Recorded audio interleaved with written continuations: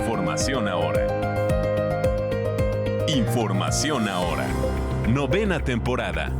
¿Por qué nos inundamos? Hace 10 años, 15 años, no éramos más de 1 millón de habitantes. Y entonces toda la infraestructura se diseñó para el tamaño de esa población que en ese entonces teníamos, que son estructuras más pequeñas. Las estructuras hace 15 o 20 años se diseñaban máximo para 10 años de periodo de retorno. Actualmente la norma me indica que ahora deben de ser para 25 años de periodo de retorno, pero mucha infraestructura fue construida con la norma anterior o con el tamaño anterior. Entonces deberíamos de hacer una reingeniería para ver qué infraestructura debemos de crecer para nuestras condiciones actuales. A veces queremos que la autoridad haga todo, ¿no? Todo, pero también está en nosotros cuidar la infraestructura, el no tirar basura en los drenes, el cuidar nuestra propia basura, ¿no? ¿Cuántas personas no tenemos jardines afuera de nuestras casas y ni siquiera nos preocupamos por barrer esas hojas? Esas hojas llueven, se arrastran y llegan a las coladeras y totalmente se taponan, ¿no? Se genera la membrana que impide el paso del agua. Las inundaciones no se eliminan, ¿sí? Es erróneo que alguien diga, te vas a dejar de inundar. Las inundaciones se mitigan, ¿sí? Es decir, se reducen para que tengas un daño mínimo, ¿de acuerdo? Decir que va a dejar de inundarse, pues solamente que deje de llover todo el tiempo, ¿no? Una lluvia típica es que te rebasa un periodo de retorno de 2 años, ¿no? Que son magnitudes, digamos, de mediana escala, pero que no llegan a presentarse a veces. Ajá. Y también yo critico mucho el término atípico o extraordinario porque son conceptos que no aplican en ese momento, ¿no? Hola, buenas tardes. Mi nombre es María Alejandrina Leticia Montes León. Soy la presidenta de la Asociación Mexicana de Hidráulica, soy docente de la Facultad de Ingeniería en la Universidad Autónoma de Querétaro y soy consultor privado en temas hídricos. ¿Cuál considera que es la principal causa estructural por la que nos inundamos en Querétaro? Debemos reconocer 2 causas, las causas naturales y las causas humanas. Justamente las causas estructurales caen dentro de las causas humanas, ¿no? Dentro de las causas humanas podemos citar algunas como son falla de las estructuras, hechos relacionados con la mano del hombre. ¿Cuáles son? Cambio de uso de suelo y algo que no le gusta escuchar a la gente, la basura. Esos son quizá los 3 en el top 10 de por qué nos inundamos. Así es. Otro también puede ser que nuestra infraestructura quedó rebasada. Quizá tiene que ver con lo segundo, ¿no? Con los cambios de uso de suelo. ¿Es una ciudad mal planeada? Mira, para diseñar la infraestructura pluvial tenemos normas. Y las normas que nos rigen para diseño pluvial es la norma nacional de la Conagua. Y ahí nos dice que las estructuras se van a diseñar en base a la cantidad de personas que habitan en cierto espacio. Por ejemplo, la norma me dice, aquí la traigo para que la veas, que tenemos 3 tipos de diseño, para 100,000 personas, para menos de 1 millón de habitantes y para más de 1 millón de habitantes. Hace 10 años, 15 años, no éramos más de 1 millón de habitantes. Y entonces toda la infraestructura se diseñó para el tamaño de esa población que en ese entonces teníamos, que son estructuras más pequeñas. Técnicamente nosotros diseñamos por periodo de retorno. Te voy a explicar rápidamente qué es periodo de retorno para que todos lo podamos entender. Lo voy a explicar de una manera sencilla. El periodo de retorno nosotros lo asociamos a una probabilidad de ocurrencia y se mide en años. Los más comunes, 2, 5, 10, 25, 50 y 100 años. Entre más bajo es mi periodo de retorno, mayor probabilidad de ocurrencia tengo. Por ejemplo, un periodo de retorno de 2 años, tenemos un 50% de probabilidad que se pueda presentar esa temporada de lluvias. Es un evento chiquito o de magnitud pequeña, pero con probabilidades altas. Un periodo de retorno de 100 años tiene una probabilidad de 1% que se presente, pero sus magnitudes son altas y con daños catastróficos. Entonces, las estructuras hace 15 o 20 años se diseñaban máximo para 10 años de periodo de retorno. Actualmente la norma me indica que ahora deben de ser para 25 años de periodo de retorno, pero mucha infraestructura fue construida con la norma anterior o con el tamaño anterior. Entonces deberíamos de hacer una reingeniería para ver qué infraestructura debemos de crecer para nuestras condiciones actuales. Ahora, ¿por qué ha crecido? Justamente por lo que acabas de comentar, los cambios de uso de suelo. La zona más baja de Querétaro finalmente es un valle, ¿no? Y es la parte del centro. Entonces, yo no sé si tú vivías aquí en Querétaro toda la vida, pero en los 80s no existía el estadio. No, pues no. Bueno, no existía. Y de ahí para arriba todo era una zona natural, ¿de acuerdo? Nosotros vivíamos en la última colonia, ahí en la Burócrata, y de ahí para arriba no había nada, ¿no? La feria se hacía ahí en el Tribunal Superior de Justicia y estaba desértico, ¿no? De para arriba ya no había nada, entonces todo eso era una zona de infiltración natural, ¿sí? Para el sur. Con el paso del tiempo, pues hemos visto cómo se ha ido desarrollando por la cantidad de personas que diariamente llegan a nuestro estado. Y sin duda, donde antes teníamos una zona natural de infiltración, ahora todo eso escurre, ¿no? Y finalmente va escurriendo a los puntos más bajos. O sea, somos víctimas de nuestro éxito. Así es. O sea, somos tan atractivos que nunca previmos que iban a llegar tantas personas a vivir. Y construimos, o sea, no está mal planeado, sino estaba planeado para una ciudad distinta. Para un crecimiento, pero este crecimiento se dio más rápido de lo esperado, ¿no? ¿Qué hacer? O sea, porque, o bien, lo que nos comenta es, pues hasta cierto punto lógico, ¿no? Lo que pasaba en los 2000 no necesariamente ahora tiene que pasarse, porque ya está rebasada la infraestructura, pero ¿cómo ir renovándola? ¿Cómo tener cómo debe de ir la autoridad adelante o previendo ese tipo de cosas? ¿Es una cuestión de la autoridad también? Esa es una pregunta. Yo creo que es una cuestión conjunta, ¿no? A la autoridad le corresponde revisar la infraestructura, a nosotros mantenerla en buen estado. Por buen estado, entiéndase, no destruir lo que ya está construido, no tirar basura en los drenes, por ejemplo, que es una actividad que de pronto vemos que la gente tira salas, refrigeradores. Es increíble la cantidad de basura. Cosas increíbles. Que tú dices, pero ¿cómo es posible que esté aquí esta sala o este refrigerador, ¿no? Y esa misma gente es la que sufre las consecuencias de sus actos, ¿no? Pero como te comentaba al inicio, tú cuando les dices a las personas que la basura es un factor, se enojan, ¿no? ¿Por qué? Porque ahí me estás diciendo que yo soy parte y responsable del problema, ¿sí? Pero también soy parte y responsable de la solución. A las autoridades, ¿qué les corresponde? Diseñar para los periodos de retorno o para el tamaño de estructura ahora más grande, ¿no?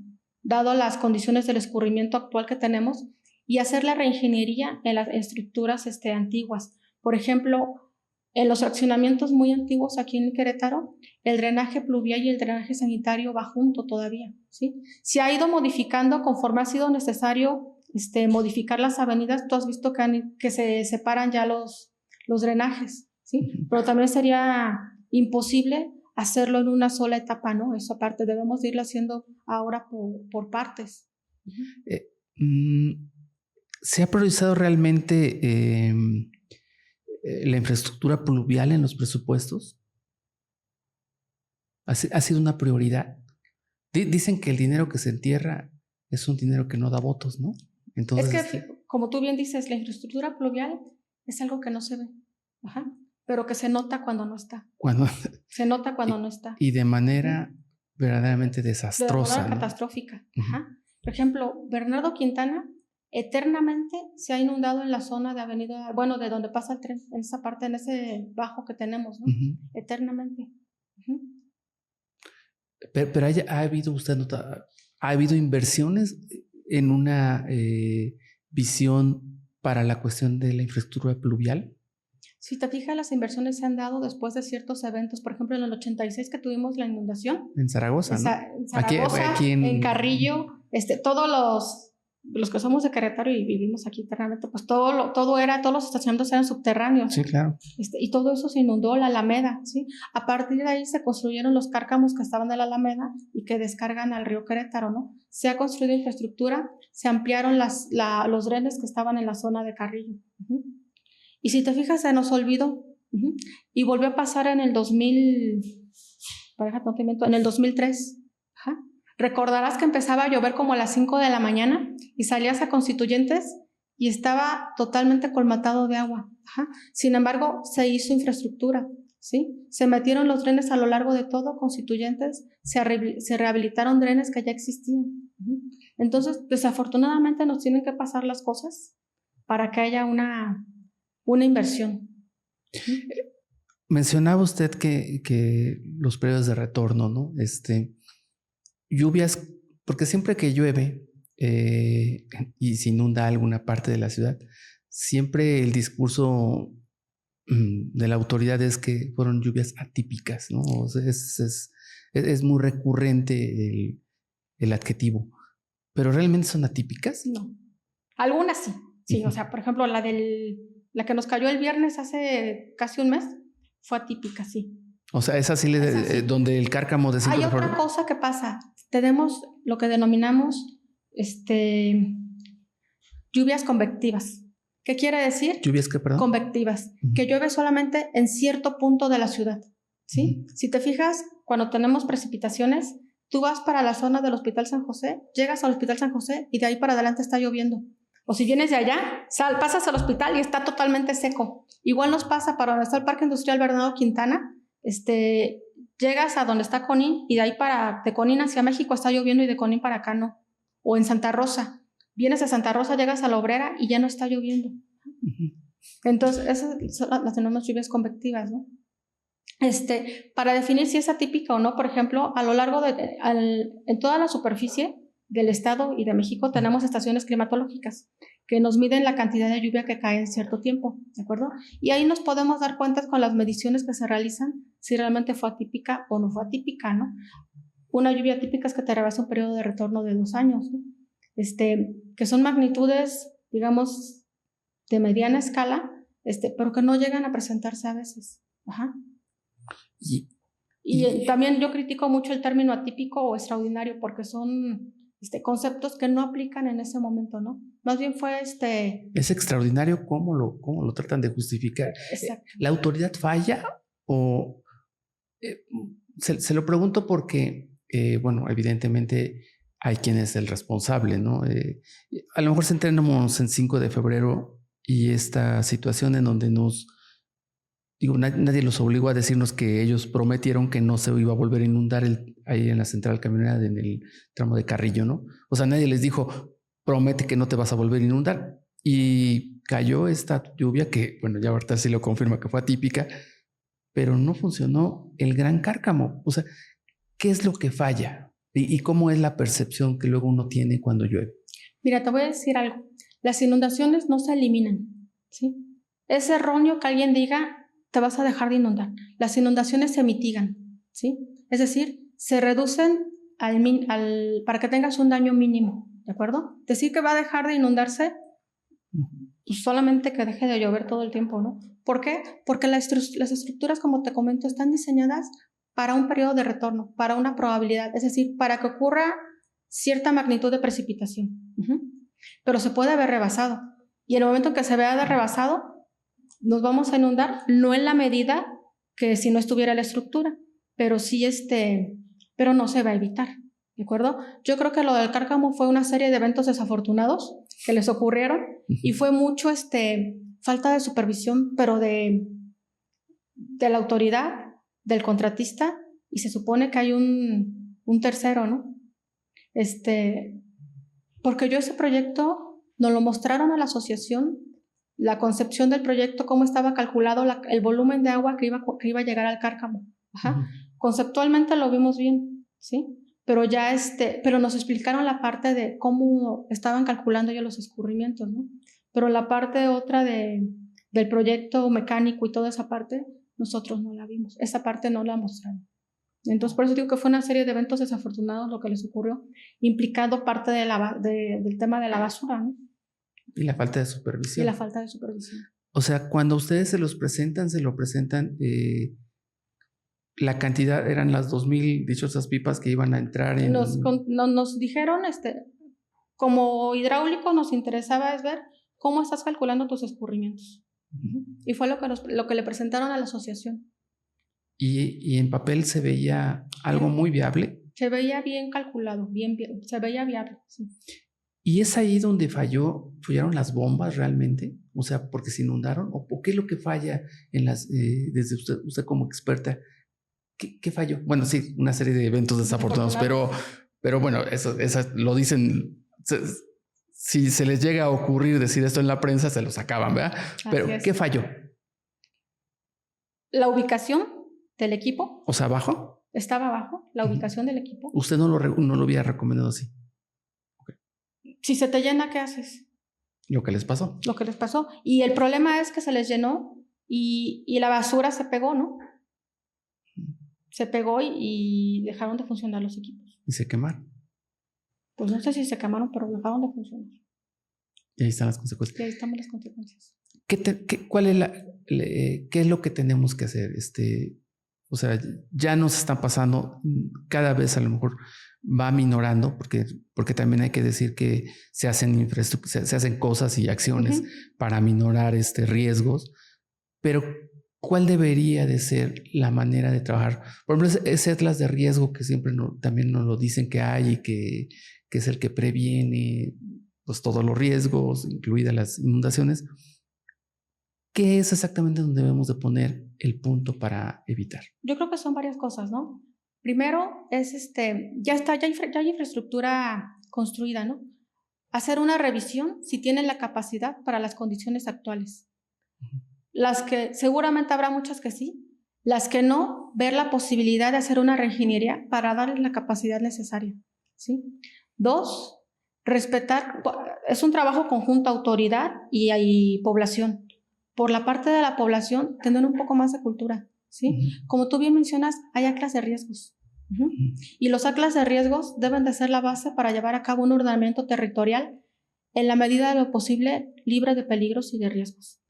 Porque seguramente va a haber lugares donde se pueda desarrollar nueva infraestructura, pero con ciertas medidas y acompañada de la infraestructura pluvial necesaria, ¿no? Otra es, por ejemplo, como te comento, la cultura nuestra, de revisar en dónde tú quieres invertir para tener tu patrimonio. Poca gente revisa el atlas de riesgos, ¿sí? Poca gente tiene esa cultura de ir y revisar, ¿sabes qué? Me interesa adquirir una propiedad aquí o quiero invertir aquí como mi primera casa. Ir y revisar el atlas de riesgos. ¿Tú has revisado alguna vez el atlas de riesgos? ¿Has tenido acceso a él? No. El tema es que ni siquiera tenemos acceso y uno que es reportero. No tenemos acceso. Esa es otra cosa. Pero hay muchos lugares donde se puede consultar. En la página del Senapred hay atlas de riesgos a nivel nacional, a nivel estatal y a nivel municipal. Se supone que la obligación es de que esté actualizado y que esté subido ahí. Y si te das cuenta, hay muchos municipios que ni siquiera tienen un atlas de riesgos, ya ni siquiera nuevo, desactualizado. Muchos municipios no lo tienen, pero está el estatal y hay el nivel nacional. Entonces ahí te puedes dar cuenta si la zona que a ti te interesa tiene ciertos peligros, no solamente de inundación, hay muchísimos riesgos naturales que uno puede consultar ahí, ¿de acuerdo? Yo tengo compañeros que son expertos en el tema de inundaciones y sin embargo fueron a comprar donde tiro por viaje se inunda, ¿no? Y tú le dices, ¿pero qué te pasó, no? O sea, ese es un poco de cultura, ¿no? Y es también, que siguen estudiando el tema de las inundaciones en carne propia, es que a lo mejor. Lo quieren vivir en carne propia. Y el otro es también la cultura de nosotros, ¿no? A veces queremos que la autoridad haga todo, ¿no? Todo. Pero también está en nosotros cuidar la infraestructura, el no tirar basura en los drenes, el cuidar nuestra propia basura, ¿no? ¿Cuántas personas no tenemos jardines afuera de nuestras casas? Y ni siquiera nos preocupamos por barrer esas hojas. Esas hojas llueven, se arrastran y llegan a las coladeras. Y totalmente se taponan, ¿no? Se genera la membrana que impide el paso del agua. En la asociación tienen ubicados zonas de riesgo específicas de inundación. O sea, me refiero a hay una numeración así como blanco, como rojo, amarillo, verde. ¿Hay ese tipo de instrumentos? En el atlas de riesgos, así vienen clasificadas las zonas de alto riesgo, riesgo medio, riesgo bajo, riesgo muy bajo o riesgo nulo. ¿Y en la asociación hay algo? En la asociación tenemos, hicimos un artículo que publicamos hace 3 años en nuestra página de Facebook, que pueden consultar. Te traje un impreso. Bueno, ese es el primer impreso, ahí viene más específico en la página. Y es un mapa que tenemos a nivel estatal, pero ese mapa está solamente para un periodo de retorno, solamente para uno. El atlas de riesgos se compone por los mapas de diferentes periodos de retorno, ¿de acuerdo? Entonces, en ese... ¿Y los gobiernos les interesa invertir en eso?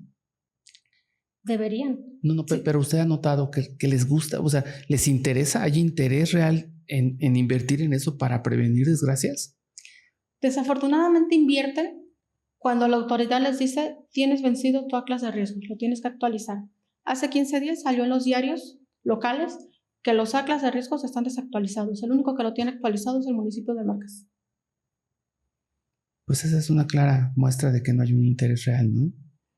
Es que como tú bien dices, hay cosas que no se ven. Y lo que no se ve no vende. Y no hay votos. ¿Cuál sería su reflexión final, digamos, del tema?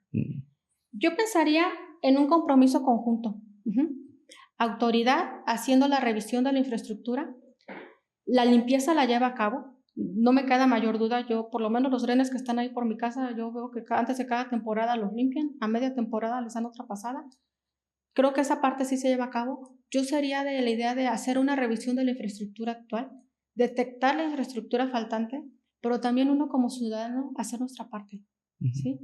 Respetar la infraestructura, cuidar la infraestructura y lo que te comento que no les gusta escuchar a las personas, sacar la basura al horario que nos corresponde, ¿sí?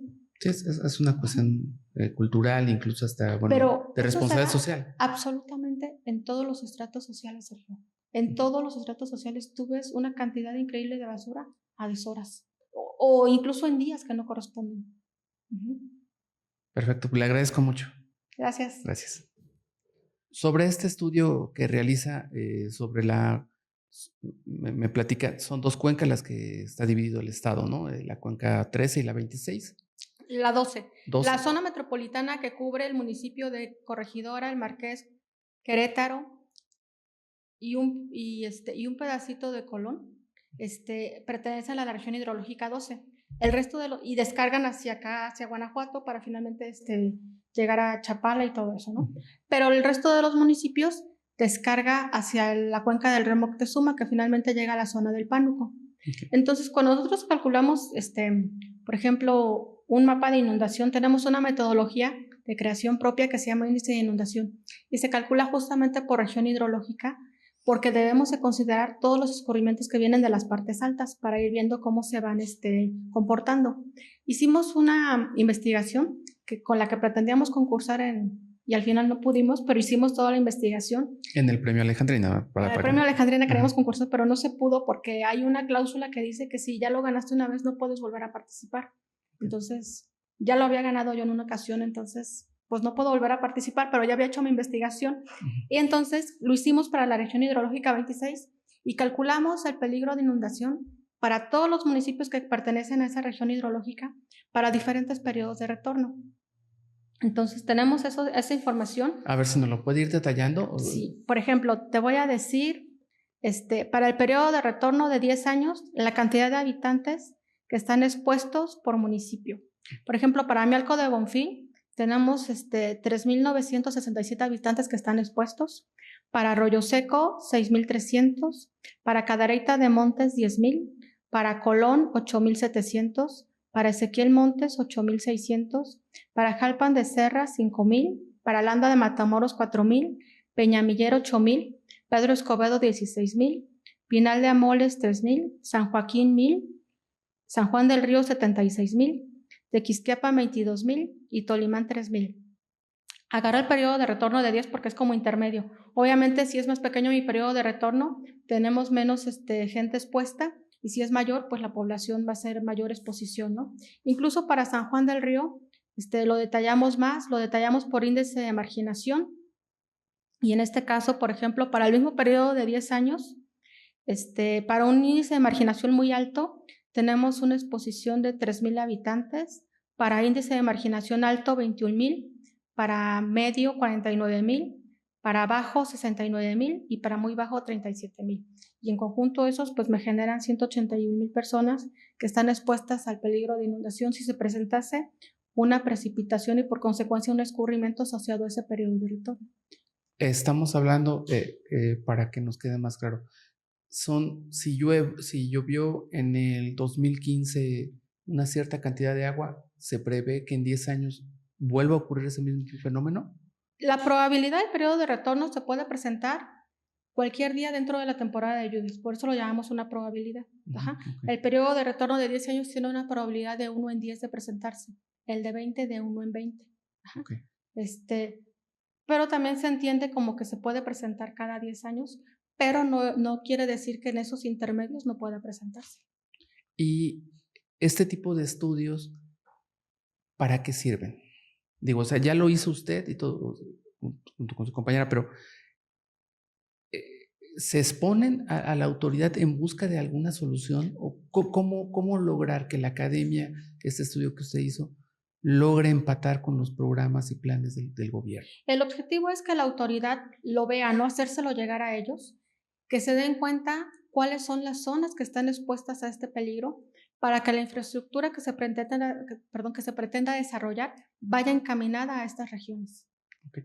¿Y le detallan a la autoridad en las regiones o digamos, la rueda que es? El objetivo es, por ejemplo, que la autoridad me diga, no, ¿sabes qué? Pásame el mapa que corresponde a mi municipio para yo identificar las zonas y ver qué infraestructura puedo diseñar para mitigar, porque acuérdate que mitigamos, sí. no desaparecemos, mitigamos el peligro por inundación al que están expuestas ellas. Okay. Es una, digamos, un documento que podría ser rector para poder mitigar este tipo de eventos. Así es. Esta metodología nos dice en dónde, en qué lugar y hasta dónde, me indica la superficie. Posteriormente, el segundo paso sería hacer nosotros lo llamamos modelación matemática, que sería como que hacer un estudio más detallado en donde sí voy a obtener tirantes, es decir, columna de agua, para saber de las viviendas que están expuestas, cuántas viviendas realmente se puede llegar a meter el agua, ¿no? En base a la columna de agua que tengamos presente. ¿Este modelo dice que es de su autoría? ¿Cómo lo el índice de inundación, ¿cómo lo desarrollamos cuando yo laboraba en Agrocemex. Nos pidieron desarrollar un seguro contra inundaciones en pastizales, en la zona del sureste de México. Entonces, era una cobertura robusta, ¿no? O sea, era una superficie que teníamos que analizar robusta, que un modelo matemático como los que usamos de detalle no te da, o sea, tardarías muchísimos años en cubrir toda esa zona, ¿no? Entonces empezamos a investigar, a hacer pruebas y pruebas y pruebas. Finalmente encontramos nuestro índice de inundación, que se basa en todas las propiedades físicas que tienes ahí, tipo de suelo, uso de suelo, topografía, la distribución de la lluvia, la acumulación del escurrimiento. Son todos los factores que conllevan a calcular el índice de inundación, pero algo muy importante es que este índice lo debemos de calibrar. ¿Cómo lo calibramos? Con eventos históricos que han ocurrido catastróficos, ¿no? Por ejemplo, cuando lo hicimos en Tabasco, cuando yo laboré en Comisión Federal de Electricidad, uno de los proyectos que hicimos fue el Plan Integral contra Inundaciones justamente en la zona de Tabasco. Entonces teníamos imágenes satelitales de inundaciones históricas asociadas a diferentes periodos de retorno. Teníamos un modelo matemático donde podíamos simular diferentes periodos de retorno, porque tenemos que estar calibrando para dar certeza a nuestros resultados. Para hacer estos números que te acabo de comentar, también calibramos, modelamos en diferentes municipios para poder tener certeza de los resultados, ¿no? Porque no podemos dar un número así, debe de ser respaldado por una calibración de un evento existente. Es que escuchándola y sabiendo que se pueden prevenir todo este tipo de cosas, pues queda aún más claro que la autoridad también es indolente, ¿no? O sea, porque hay las herramientas académicas que nos permiten por lo menos determinar en dónde es evidente que se va a inundar, y no porque lo estemos inventando, sino porque hay una evidencia científica. Así es. O sea, todo se puede mitigar. Todo se puede mitigar. No se puede, o sea, el que alguien te diga, ¿te vas a dejar de inundar? No, eso no existe. Ajá, vamos a mitigar, es decir, voy a disminuir el daño que te puede ocasionar una inundación. Ahora, ¿y este tipo de información también sería básica para las áreas de protección civil? Sí, porque te van a indicar si se presenta una lluvia realmente extraordinaria, qué zonas son las que están en riesgo, ¿no? Algo muy importante que nos falta a muchas de las autoridades, y te lo digo porque se han acercado con la asociación para pedirnos que les hagamos esos estudios, es el riesgo de falla de la bordería y de los cuerpos de agua más grandes que tenemos. Por ejemplo, falló el bordo del Carmen en el municipio del Marqués.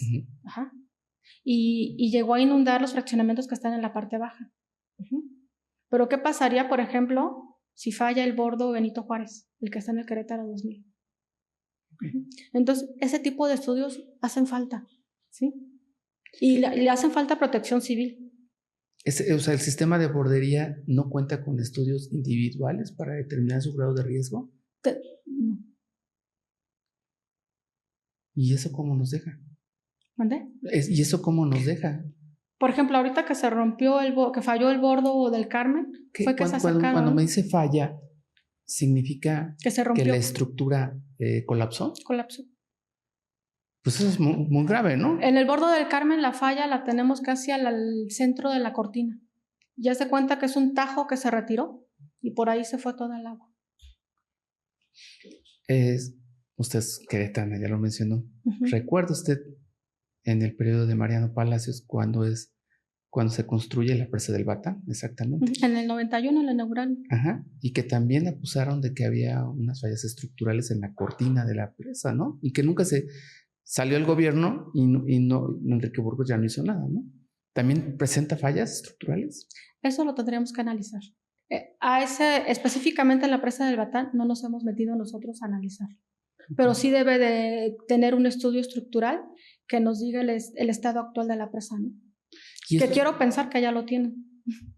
Esa es a lo que iba. Esos estudios estructurales, ¿quién los debe de mandar a hacer? ¿Quién los debe de tener? ¿Quién debe determinar eso? Pues ¿CDEA? En teoría lo debería de tener la Conagua. ¿Conagua? ¿Es algo federal? Sí. Aunque sea un bordo en un municipio. Todos los cuerpos, no es un bordo, es una presa. No, pero... El Batán. No, sí, pero en cualquier el sistema de bordería. Lo que pasa es que sabes que muchos bordos son privados. ¿Y eso es posible? ¿Lo permite la norma? Por ejemplo, si tú tienes una zona digamos que tú eres dueño de un rancho de 100 hectáreas, muchos de los bordos los construyen como jahue, para que vayan los animales a beber. Pero finalmente con el paso del tiempo se convierte en una zona de regulación, porque retienes el volumen y evitas que llegue aguas abajo. Muchas borderías son para riego. El origen del bordo del Carmen, el que falló, su origen era el riego. Todavía aguas abajo, en la parte de abajo, inmediatamente después del bordo, todavía hay algunas hectáreas ahí de cultivo. ¿Sí? Entonces, en el cumplimiento ¿hay norma específica para construcción de bordos y todo, de presas? Sí. ¿Y se cumple? Es que hay muchos bordos que son, ¿cómo te diré? No son hechos calculados, ¿no? Son como locales excavados, los hicimos ahí y está, pero no es un proyecto que lleve una ingeniería detrás, ¿no? Muchos de ellos. ¿Representan un peligro en algún momento? Si fallan, sí. Perfecto. Gracias. Sí, claro. Gracias.